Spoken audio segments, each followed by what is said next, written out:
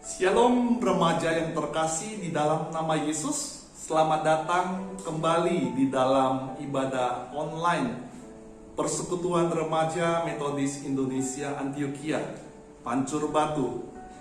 Teman-teman yang terkasih, dimanapun teman-teman berada pada saat ini, saya yakin kita adalah orang-orang yang sungguh mempunyai kerinduan untuk boleh mencari Tuhan. Mari pada saat ini teman-teman, kita akan memulai ibadah online kita. Sebelumnya kita bersaat teduh sejenak. Saat teduh kita mulai. Aku hendak memuji Tuhan pada segala waktu. Puji-pujian kepadanya tetap di dalam mulutku. Karena Tuhan jiwaku bermegah. Biarlah orang-orang yang rendah hati mendengarnya dan bersuka cita. Saat teduh selesai. Teman-teman yang terkasih di dalam nama Yesus, saya yakin kita juga sudah siap untuk memuji dan memuliakan nama Tuhan. Mari pada saat ini kita bersama-sama menaikkan pujian kita di hadapan Tuhan. Dengan pujian kita, serukan namanya.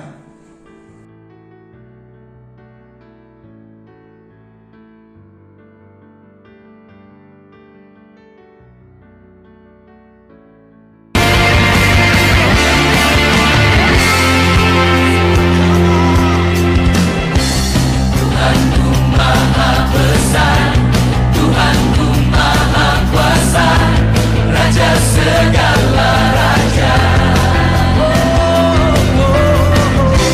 Dia takkan tergoyahkan, dia takkan terkalahkan, dia hidup dan berkuasa. Serukan namanya, Yesus Tuhan Raja, segala kuasa tunduk dalam namanya. Dia luar biasa, Luar biasa, perkasa mulia. katakan Yesus. Nama di atas segala nama.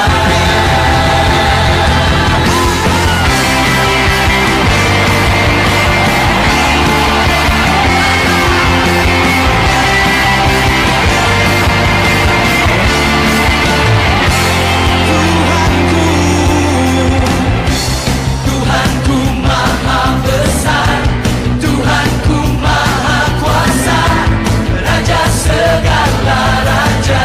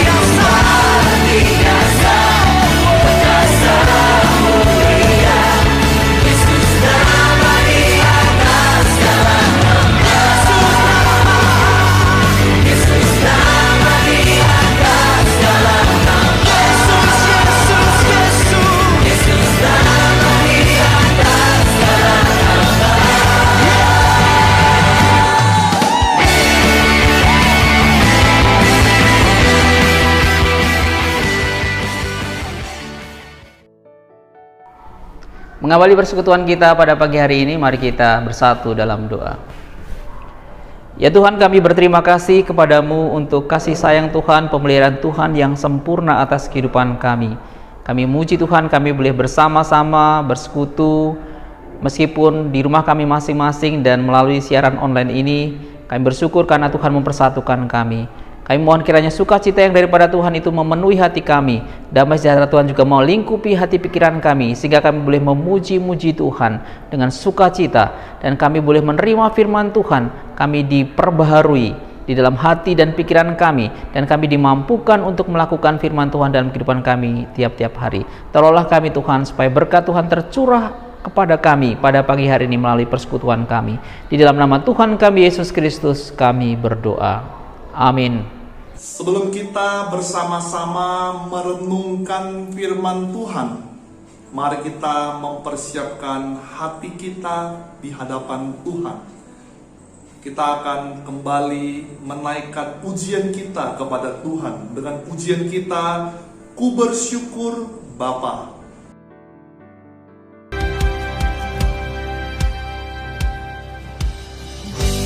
Banyak yang kau perbuat di dalam hidupku, rancangan indahmu terjadi di hidupku. Bapa yang mengerti segala yang ku perlu, kasih-Mu sempurna nyata dalam hidupku. Ku bersyukur Bapa, ku bersyukur Tuhan, buat kasih setia-Mu di dalam hidupku. Ku bersyukur, ku bersyukur Bapa, ku bersyukur Tuhan, buat kasih setia-Mu di dalam hidupku. Ku bersyukur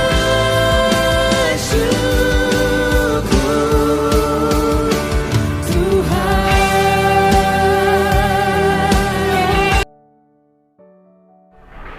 Sebelum membaca dan merenungkan firman Tuhan, mari kita bersama-sama satu di dalam doa. Tuhan, kami datang kepadamu pada pagi hari ini merindukan akan firman-Mu, dan kami mohon kiranya firman-Mu itu akan memenuhi hati kami.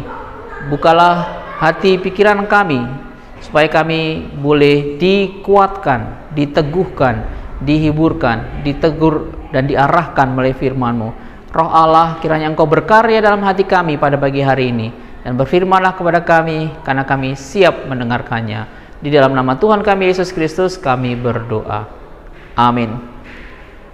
Bagian firman Tuhan yang akan kita baca pada pagi hari ini terambil dari Lukas pasalnya yang ke-11, ayatnya yang ke-33 sampai ayatnya yang ke-36. Lukas pasal 11 ayat 33 sampai 36. Firman Tuhan berkata, "Tidak seorang pun yang menyalakan pelita lalu meletakkannya di kolong rumah atau di bawah gantang, melainkan di atas kaki dian, supaya semua orang yang masuk dapat melihat cahayanya. Matamu adalah pelita tubuhmu. Jika matamu baik, teranglah seluruh tubuhmu. Tetapi jika matamu jahat, gelaplah tubuhmu. Karena itu perhatikanlah supaya terang yang ada padamu jangan menjadi kegelapan. Jika seluruh tubuhmu terang dan tidak ada bagian yang gelap, maka seluruhnya akan terang, sama seperti apabila pelita menerangi engkau dengan cahayanya. Teman-teman yang dikasihi oleh Tuhan Yesus Kristus, di tahun 1980-an ada satu lagu yang cukup kocak dinyanyikan.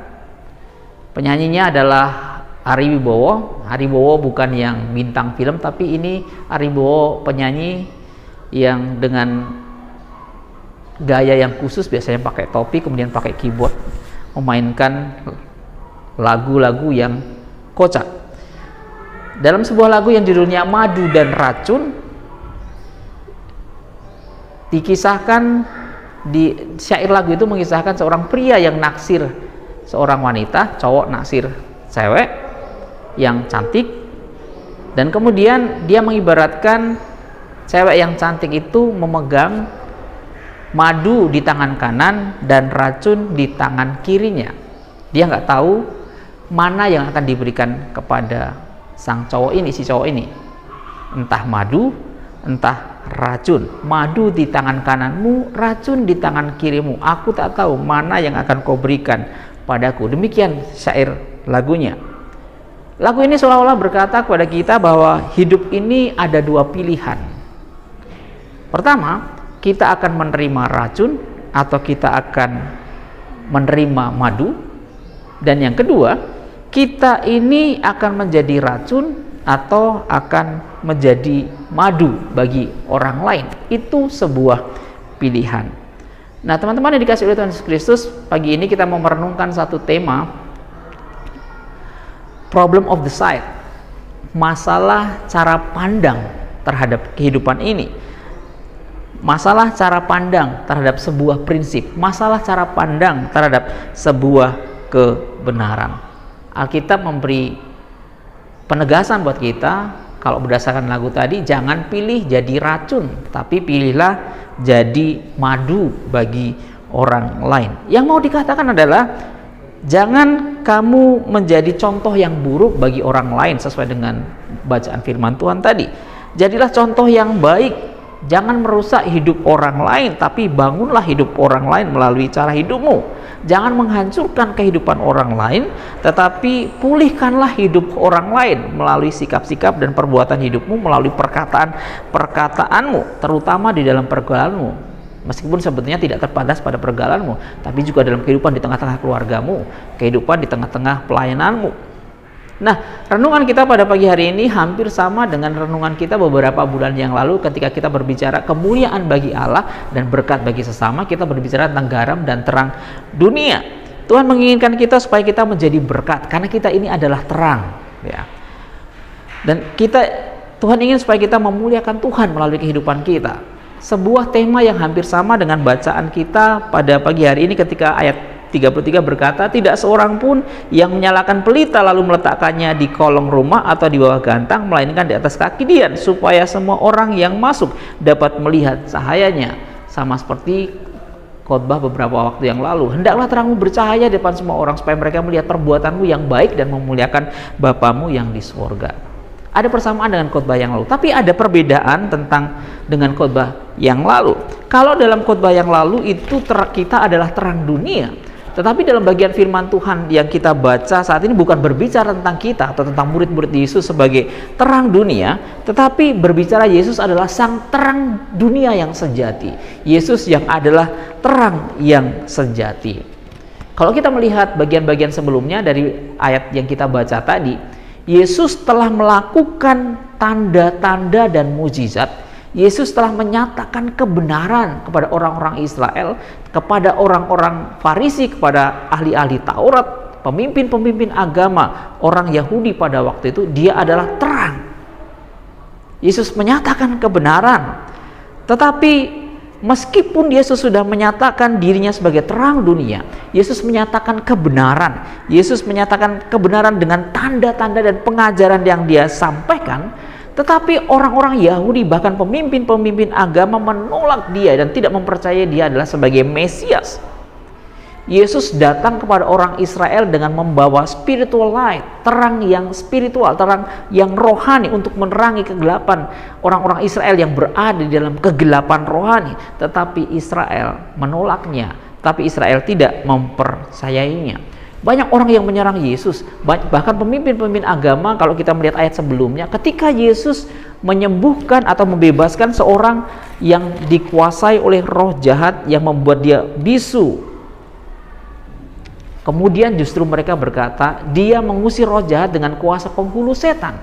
Dengan kuasa setanlah dia mengusir roh jahat yang ada di dalam diri orang yang bisu tersebut, sehingga orang yang bisu itu menjadi bisa berbicara. Mereka tidak percaya tentang Yesus Kristus, bahwa Yesus adalah terang. Mereka tidak percaya kuasa Yesus. Mereka tidak percaya bahwa Yesus adalah Sang Mesias. Ada sesuatu yang salah dengan cara pandang orang Israel. Ada sesuatu yang salah dengan cara pandang pemimpin-pemimpin agama. Ada sesuatu yang salah dengan cara pandang para ahli Taurat, orang-orang Farisi pada waktu itu. Teman-teman yang dikasihi oleh Tuhan Yesus Kristus, jadi inti persoalan dalam bagian firman Tuhan ini bukan salah Yesus sebagai terang dunia. Yang salah bukan the light itu atau terang itu, tetapi yang salah adalah the sight, cara pandang orang-orang Yahudi terhadap Yesus.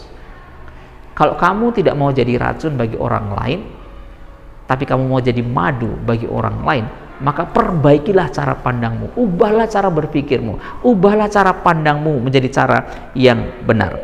Teman-teman dikasihi oleh Tuhan Yesus Kristus, bagian firman Tuhan ini berbicara tentang mata yang menjadi terang bagi tubuh kita. Ayat ke-34 berkata, matamu adalah pelita tubuhmu.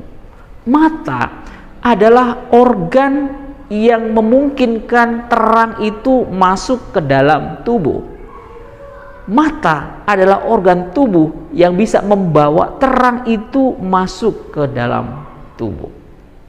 Mata adalah terang bagi tubuh. Dan terang tubuh itu adalah jiwa manusia.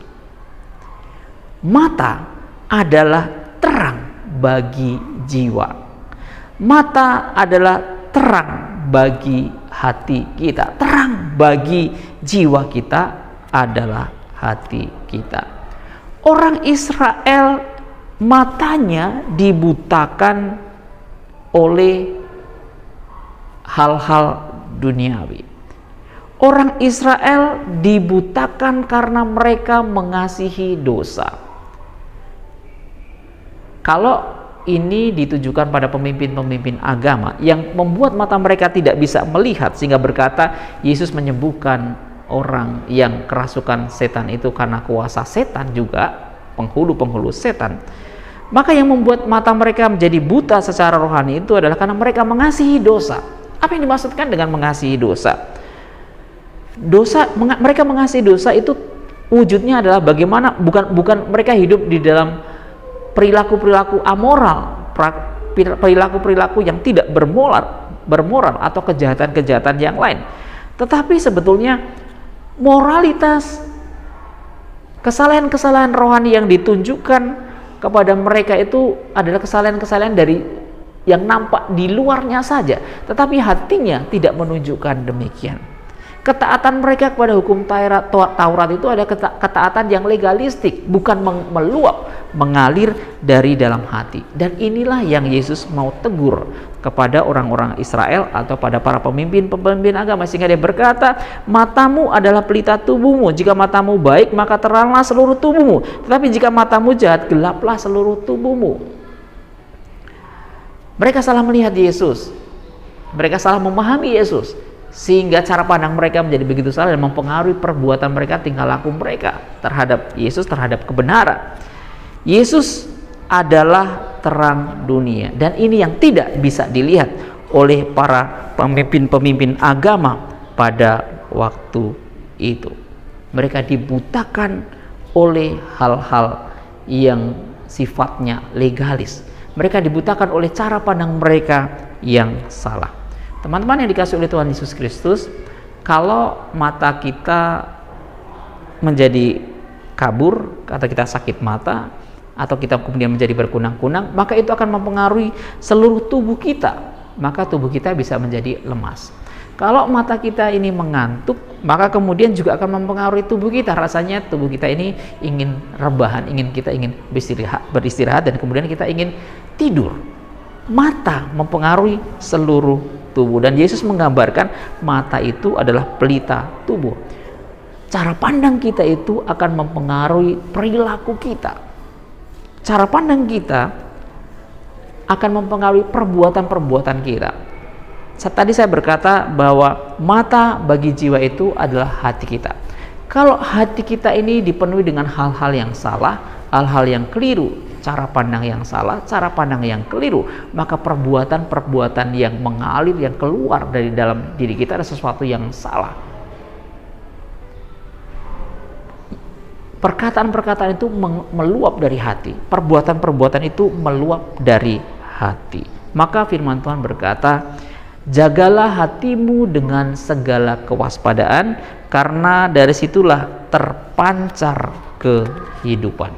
Teman-teman dikasih oleh Tuhan Yesus Kristus, bagaimana kita menjaga hati kita, bagaimana kita boleh tetap memancarkan terang itu, maka hati kita itu harus dipenuhi dengan kebenaran. Paulus pernah menyampaikan dalam peristiwa Pentakosta bahwa apa yang membuat seseorang itu berubah hidupnya adalah karena Roh Allah datang. Roh Allah yang adalah roh kebenaran itu tinggal di dalam hati seseorang, di dalam hati orang percaya. Dan firman kebenaran yang didengarkan, yang disampaikan, dan kemudian diterima oleh orang-orang percaya itu, itulah yang mengubahkan sikap hidup orang-orang percaya menjadi baru. Perbuatan-perbuatan mereka, kalau digambarkan dalam Kisah Rasul pasal yang 2, mereka bertekun dalam ibadah, mereka bertekun dalam pengajaran Rasul, mereka bertekun di dalam doa, mereka bertekun dalam persekutuan. Itulah wujud dari karya roh kebenaran, roh Allah itu yang berkuasa atas hati orang-orang percaya, yang mengubah hidup mereka. Cara pandang mereka menjadi baru, cara pandang mereka menjadi diubahkan. Maka teman-teman yang dikasih oleh Tuhan Yesus Kristus, cara kita menjaga hati kita, mata kita terang, dan kemudian mempengaruhi tubuh kita adalah kita membiarkan firman Tuhan itu bekerja dalam hidup kita, memperbarui cara berpikir kita, memperbarui perbuatan-perbuatan kita. Seperti juga kata pemazmur, dengan apakah seorang muda mempertahankan kelakuannya bersih? Dengan menjaganya sesuai dengan firman Tuhan. Mazmur pasalnya yang ke 119, saya akan ayatnya yang ke-9 saya bacakan sekali lagi. Dengan apakah seorang muda mempertahankan kelakuannya bersih? Dengan menjaganya sesuai dengan firman-Mu. Kalau kita tidak ingin menjadi racun, tetapi menjadi madu bagi orang lain, kalau kita ingin menjadi berkat bagi orang lain, maka kita menjaga hati kita dengan kebenaran firman Tuhan, maka kita harus memiliki cara pandang yang benar terhadap Yesus yang adalah terang dunia. Kita harus memiliki cara pandang yang benar terhadap firman kebenaran, dan kita membiarkan firman kebenaran itu berkuasa melingkupi hati pikiran kita, mengubahkan, memperbarui cara berpikir kita, sehingga yang keluar adalah perbuatan-perbuatan yang baik, dan terang itu terpancar. Tidak mungkin kita menutupi terang itu, tetapi terang itu harus terlihat oleh orang lain, dan kita menjadi berkat bagi orang lain. Problem of the sight, masalah cara pandang kita harus diubahkan, dan satu-satunya cara untuk mengubah cara pandang kita adalah kita memenuhi hati pikiran kita dengan firman Tuhan, kita memperbaiki hati kita dengan firman Tuhan, dan itu akan mengubahkan cara pandang kita, mengubahkan perilaku kita, mengubahkan cara kita berkata-kata, sehingga kita menjadi berkat bagi orang lain. Kiranya Tuhan sendiri akan menolong kita, sehingga firman Tuhan yang disampaikan pada hari ini bukan kegelapan yang menguasai, tetapi terang yang menguasai hidup kita, dan orang lain diberkati dengan terang yang terpancar dari hidup kita. Amin. Mari kita berdoa. Tuhan, terima kasih pagi hari ini kami boleh merenungkan firman Tuhan. Doa kami supaya Tuhan sediakan menolong kami kalau kami memiliki cara pandang yang salah terhadap hidup kami, cara pandang yang salah terhadap firman Tuhan, cara pandang yang salah terhadap Kristus. Tuhan kiranya memperbarui hidup kami, dan kami kembali kepada firman-Mu. Tuhan memenuhi hati pikiran kami dengan firman-Mu, dan mengubahkan cara berpikir kami, cara pandang kami, mengubahkan cara hidup kami. Terima kasih Tuhan. Di dalam nama Yesus Kristus kami berdoa. Amin. Arahkan hatimu kepada Tuhan dan terimalah berkat-Nya. Tuhan memberkati engkau dan melindungi engkau. Tuhan menyinari engkau dengan wajah-Nya dan memberi engkau kasih karunia. Tuhan menghadapkan wajah-Nya kepadamu dan memberi engkau damai sejahtera hari ini sampai selama-lamanya. Amin. Teman-teman, kita bersyukur untuk firman Tuhan yang boleh kita renungkan bersama-sama pada pagi hari ini. Kiranya firman Tuhan yang kita dengar bukan hanya kita dengar, tetapi dapat kita lakukan di dalam kehidupan kita secara pribadi masing-masing. Mari pada saat ini teman-teman yang terkasih, kita akan menutup ibadah online kita dengan doa Bapa Kami. Mari kita bersama-sama menaikkan doa Bapa Kami di hadapan Tuhan. Doa Bapa Kami. Bapa kami yang di surga, dikuduskanlah namamu, datanglah kerajaanmu, jadilah kehendak-mu di bumi seperti di surga. Berikanlah kami pada hari ini makanan kami yang secukupnya, dan ampunilah kami akan kesalahan kami, seperti kami juga mengampuni orang yang bersalah kepada kami. Dan janganlah membawa kami ke dalam pencobaan, tapi lepaskanlah kami daripada yang jahat. Karena Engkaulah yang mempunyai kerajaan dan kuasa dan kemuliaan sampai selama-lamanya. Amin.